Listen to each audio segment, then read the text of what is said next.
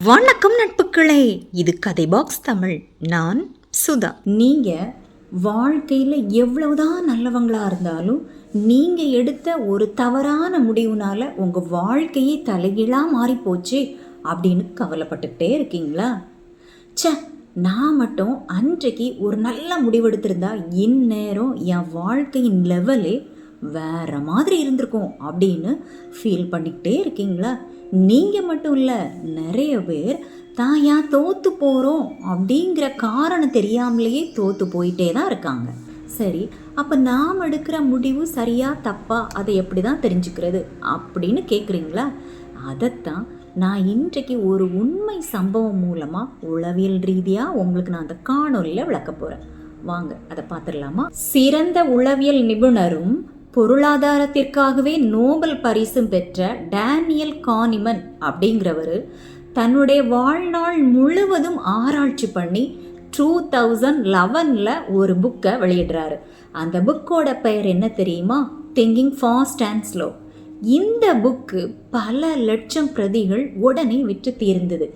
ஏன்னா இதில் ஒரு முக்கியமான உண்மை சம்பவத்தை விளக்கி அதை உளவியலோடு தொடர்பு படுத்தி மக்களுடைய தவறான முடிவுக்கு என்ன காரணம் அப்படிங்கிறத விளக்குறாரு. அது என்னன்னா, நமக்கு எல்லாருக்கும் தெரியும் 2வது உலகப்போர் எப்போ நடந்துச்சு அப்படின்னு. 2வது உலகப்போர் 1940 வாக்கில் நடந்துச்சு இல்லையா? அந்த சமயங்களில் அமெரிக்காவும் 2வது உலகப்போரில் பங்கு பெற்றது. போருக்கு சென்று திரும்பிய அமெரிக்க இராணுவ விமானங்கள் அனைத்திலும் வால் பகுதியும் இறக்கை பகுதியும் மட்டுமே குண்டுகளால் துளைக்கப்பட்டு இருந்தது. இதை பார்த்த அமெரிக்க இராணுவ அதிகாரிகள் ஒரு முடிவுக்கு வந்தாங்க.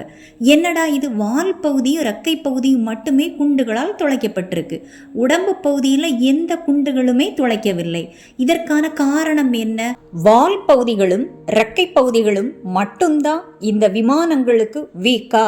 அப்படின்னா நம்ம வால் பகுதியையும் இறக்கை பகுதியும் மட்டும்தான் வலுவாக்கணுமா அப்படிங்கிற சந்தேகம் பார்த்த உடனே அவங்களுக்கு எழுந்தது. இந்த சந்தேகத்தை உறுதிப்படுத்துவதற்காக கொலம்பியா பல்கலைக்கழகத்தை சார்ந்த அறிஞர்கள் குழுவை அமைச்சது. இந்த அறிஞர்கள் குழுவும் வால் பகுதியும் இறக்கை பகுதியும் குண்டடிக்கு இரையானதுனால இந்த 2 பகுதிகளும் மட்டும்தான் வீக்கு, நாம் உறுதிப்படுத்த வேண்டியது வால் பகுதியையும் இறக்கை பகுதியும் மட்டும்தான் அப்படிங்கிற அறிக்கையை கொடுத்தாங்க. அந்த குழுவில் இடம்பெற்றிருந்தவர் தான் ஆப்ரஹாம் வால்ட். இவர் ரொம்ப நுணுக்கமாக ஆராய்ந்து அவர்களுக்கு எதிரான ஒரு அறிக்கையை கொடுத்தார். தப்பித்து வந்த விமானங்கள் அனைத்திலும் வால் பகுதியும் இறக்கை பகுதியும் மட்டுமே குண்டுகளால் துளைக்கப்பட்டிருக்கு, உடம்பு பகுதியில் எந்த குண்டுகளுமே துளைக்கவில்லை. அப்படி என்றால் தப்பித்து வர முடியாத விமானங்களுக்கு குண்டு அடி உடம்பு பகுதியில் மட்டும்தான் பட்டிருக்கணும். உடம்பு பகுதியில் பட்டதால தான் தப்பித்து வர முடியாமல் அந்த விமானங்கள் அழிந்து போயின. உடம்பு பகுதி தான் மிகவும் வீக்கானது, நாம் பலப்படுத்த வேண்டியது உடம்பு பகுதியை தான் அப்படின்னு கண்டுபிடிச்சு ஒரு புது அறிக்கையை கொடுத்தாரு. எல்லோரும் அதிர்ந்து போனாங்க. இதைத்தான் சர்வைவர்ஷிப் பயஸ் அப்படின்னு சொல்கிறோம். நாம் பிழைத்தவர்களை மட்டுமே பார்க்கிறோம், அழிந்து போனவர்களை பார்ப்பதே இல்லை. நாம் பல நேரங்களில் நினைக்கிறோம், எனக்கு மட்டும் ஏன் இவ்வளவு கஷ்டம், இவ்வளவு சோதனைகள் அப்படின்னு யோசிக்கிறோம். 2ஆம் உலகப் போரில் அழிந்து போன விமானங்கள் போல எத்தனையோ பேர் வாழ்க்கை போராட்டத்தில் காணாமல் போயிருக்காங்க.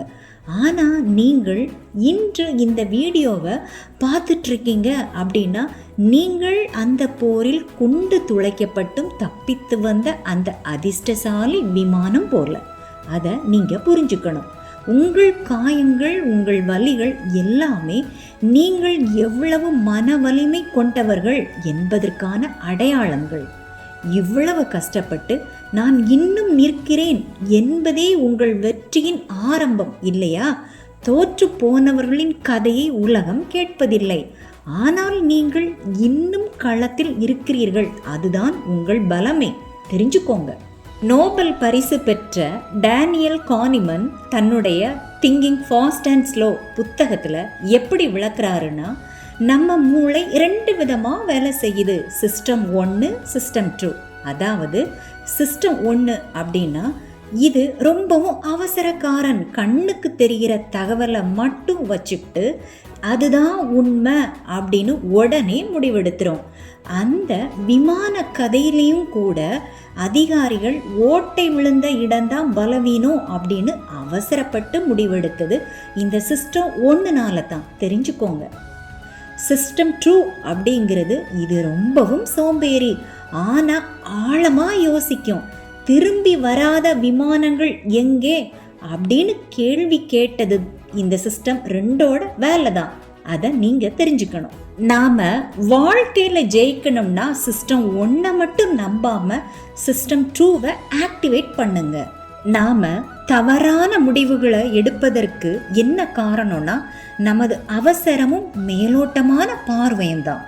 இனி நீங்கள் முடிவெடுக்கும் போது உங்களை நீங்களே கேட்டுக்கொள்ளுங்கள், நான் பார்ப்பது உண்மையைத்தானா அல்லது பிழைத்து வந்தவர்களை மட்டும் பார்த்து ஏமாந்து போறேனா அப்படிங்கிறத.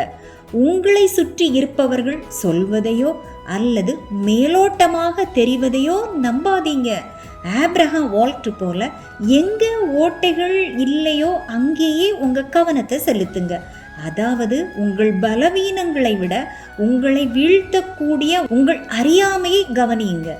நீங்கள் காயம்பட்ட விமானமாக இருக்கலாம், ஆனா நீங்கள் இன்னும் பறந்து கொண்டுதான் இருக்கிறீங்க. அந்த மன வலிமையை உங்களை வெற்றியாளராக மாற்றும். இந்த சிந்தனை உங்களுக்கெல்லாம் பிடிச்சிருந்துச்சுன்னா லைக் பண்ணுங்க. இதை போல தொடர்ந்து வரணும்னா கதை பாக்ஸ் தமிழ் சேனலை சப்ஸ்கிரைப் பண்ணிக்கோங்க. உங்களுடைய கருத்துக்களை கமெண்ட் பாக்ஸில் தெரிவிங்க. உங்களுடைய சப்போர்ட்டு தான் எனக்கு மிகப்பெரிய மோட்டிவேஷன். மீண்டும் இன்னொரு காணொளியில் உங்களை சந்திக்கிறேன். Until then Sudha. தேங்க்யூ.